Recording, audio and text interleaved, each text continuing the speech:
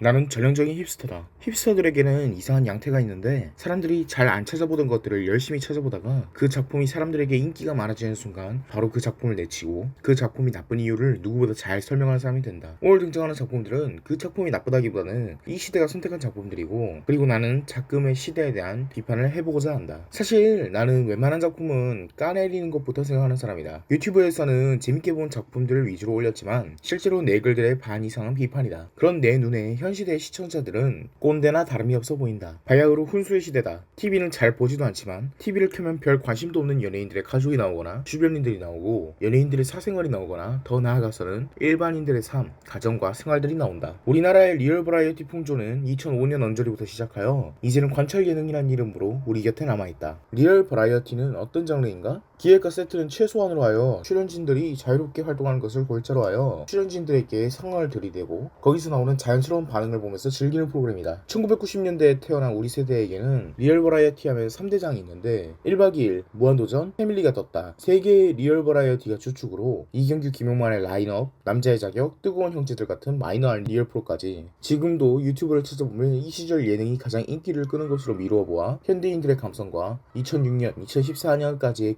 감성은 크게 차이가 없는 것으로 보인다. 하지만 리얼 버라이어티는 이미 2011년쯤부터 그 인기를 잃어가고 있었다. 그 문제의 첫째로 리얼 버라이어티는 인간미로 승부하는 장르다. 기획을 최소화하다 보니 각각의 캐릭터에게 치중하게 된다. 그런데 사람이란 게 카메라를 들이댔을 때 언제나 재밌을 수는 없다. 그런 역을 하는 사람들도 카메라가 돌면 캐릭터를 연기한다고 표현할 정도로 리얼 버라이어티는 인간성에서 나오는 재미를 극한으로 끌어내야 하면서 소재가 고갈되면 안 된다. 출연진 입장에서는 가장 마음 편하게 할 수 있으면서도 장기화되었을 때 가장 답답할 수밖에 없는 장르다. 둘째로 인간미나 신선함은 고갈됨에도 불구하고 자극은 올라야만 한다. 든든한 국밥처럼 늘 비슷한 캐릭터임에도 재미를 뽑아줄 수 있는 사기 캐릭터들이 있지만 늘 똑같은 재미만을 시청자들이 원했다면 사람들은 토크쇼를 보았을 것이다. 기획을 최소화한다지만 매주 다른 상황에 출연진들을 맞닥뜨리게 해야 되고 인간 그 자체에서 오는 재미는 줄어든다. 그렇게 기획의 역할은 점점 증가한다. 리얼 버라이어티라는 의미는 점점 퇴색된다. 처음에 무한도전은 일찍 와주길 바래라고 말하지만 사실은 모두가 알다시피 누가 지각을 자주 하는지, 어떤 변명을 하는지 그냥 그 리얼한 상황을 지켜보는 재미를 뽑는 기획이었다. 하지만 해차가 갈수록 거대한 기획에 리얼은 매몰되고 리얼 버라이어티의 대표주자였던 무한도전 역시 종영을 맞이한다. 그나마 무한도전은 추하지 않게 종영했지 패밀리가 떴다는 대놓고 참돔을 조작해서 낳게 했다는 조작 논란과 대본으로 캐릭터성을 부여했다는 논란이 있었다. 리얼 버라이어티의 플롯은 그만큼이나 중요성을 가진다. 가만히 두면 식상해지고 계속 바꾸면 자극이 강해지고 출연진이 고통받으며 시청자를 속이게 된다. 마지막으로 위 두 가지 이유 때문에 리얼 버라이어티의 출연진들은 국민들의 욕받이가 된다. 리얼 버라이어티에 출연하는 것은 독이 든 성배다. 리얼 예능에 나오면 그것이 캐릭터를 연기하는 것이더라도 그것이 실제로 받아들여지게 된다. 리얼 예능에서 말실수를 하거나 인간인 만큼 하기 싫을 수가 있는데 티를 내거나 하다못해 웃기려고 나쁜 사람 연기를 해도 시청자들은 그것을 진정으로 보고 몰입할 수밖에 없게 된다. 그렇게 출연진들은 공황장애에 걸리거나 활동을 쉬거나 극단적 선택에 내몰리기까지 하게 된다. 관찰 예능은 리얼 예능의 이런 단점들을 모두 따왔다. 하지만 방송국 입장에서는 더 편하고 더 영악한 방식으로 진화했다. 관찰 예능은 출연진의 멘탈을 보호하지도 않고 출연진들을 계속 바꿔나가면서 식상함을 탈피하고 출연진을 욕바지로 만들어서 자극성을 높인다. 관찰 예능은 크게 두 가지로 나뉜다. 연예인이 고정적으로 계속 등장하는 예능과 연예인이든 일반인이든 몇 회씩 단발로 계속 바뀌는 예능. 고정 출연 리얼 예능으로는 미운 우리 새끼, 전지적 참견 시점, 나 혼자 산다 같은 예능이 있고, 단발 출연 예능으로는 백종원의 골목식당, 걔는 훌륭하다, 유튜브에 올라온 프로젝트지만 가짜 사나이가 있다. 사실상 연예인들의 일상이나 상황을 고정적으로 그려나가는 슈퍼맨이 돌아왔다나 아빠 어디가 같은 작품은 관찰 예능이라기보단 리얼 버라이어티의 후신이라고 봐야 한다. 리얼 버라이어티인데 자기적인 상황을 부여하는 것이 아닌 실제로 그들이 당면한 상황을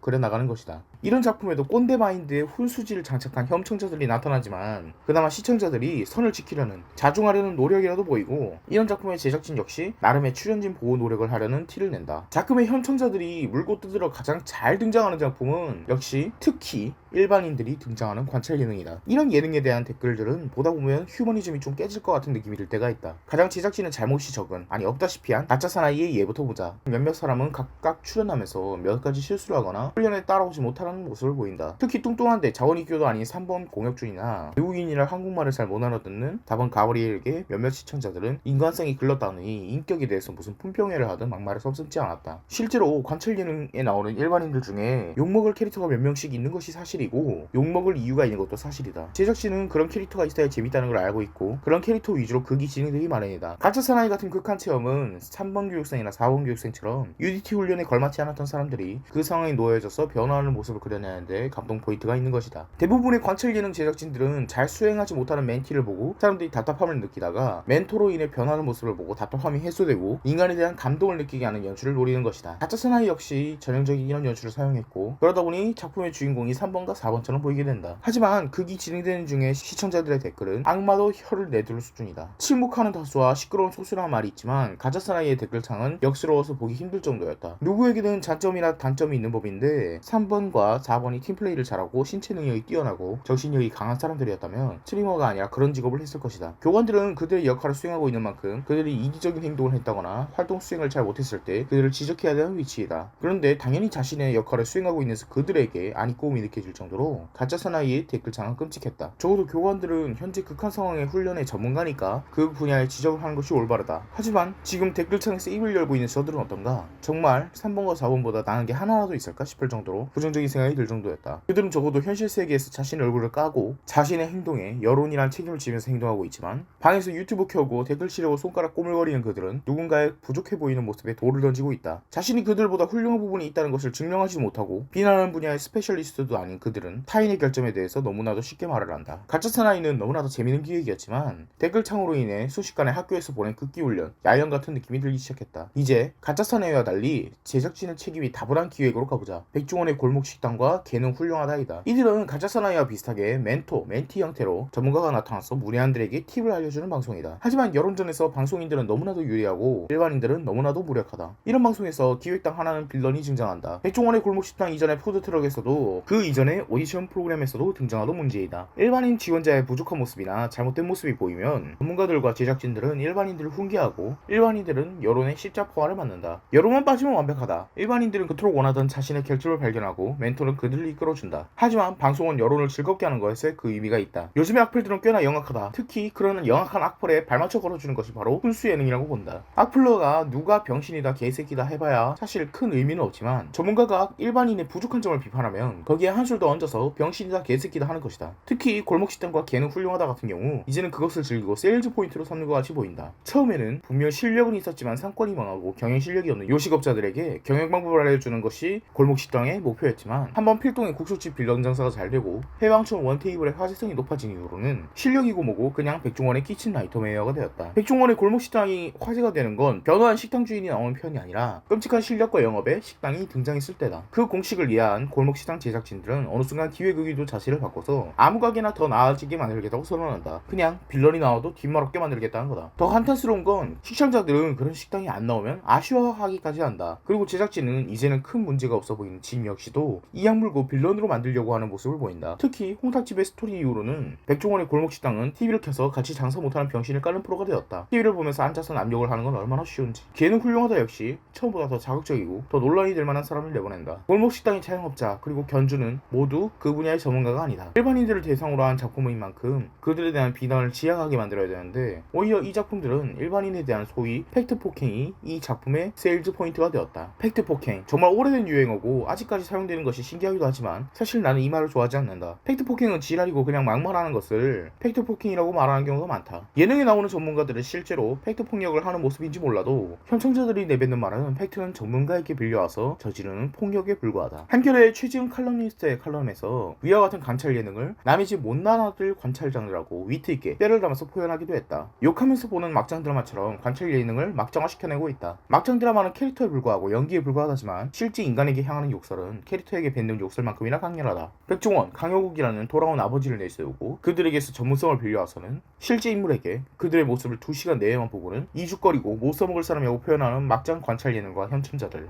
막장 드라마의 막장 시청자까지 바야흐로 혼수의 시대다.